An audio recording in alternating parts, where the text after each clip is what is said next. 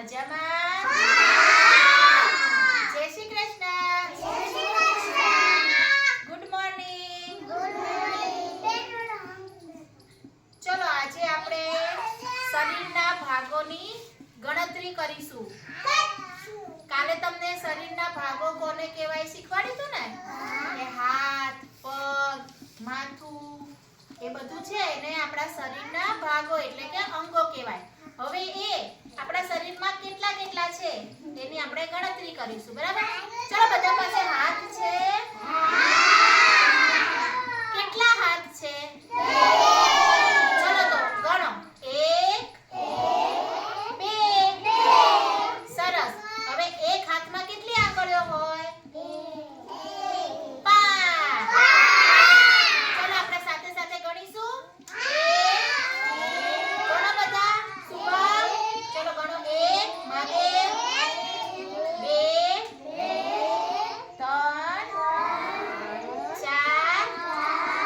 5.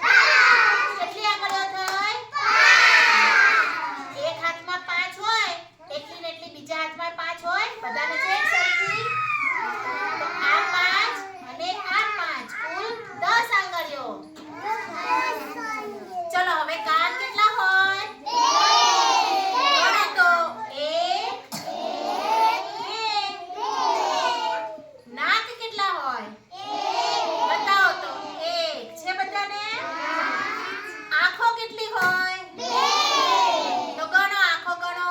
1 2 મોઢું કેટલું હોય? મોઢું કોઈને 2 મોઢા છે?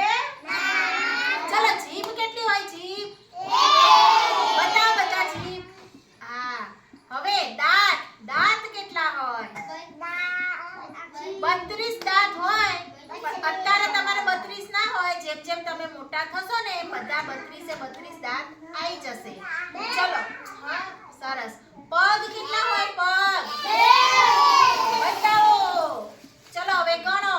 1 2 પગમાં પણ આંગળીઓ હોય. જેમ હાથમાં 5 હોય એક પગની એમ એક હાથની એમ પગમાં એક પગની 5 એટલે 2 પગની થઈને 10 આંગળીઓ. બરાબર? ખબર પડી ગઈ બધાને?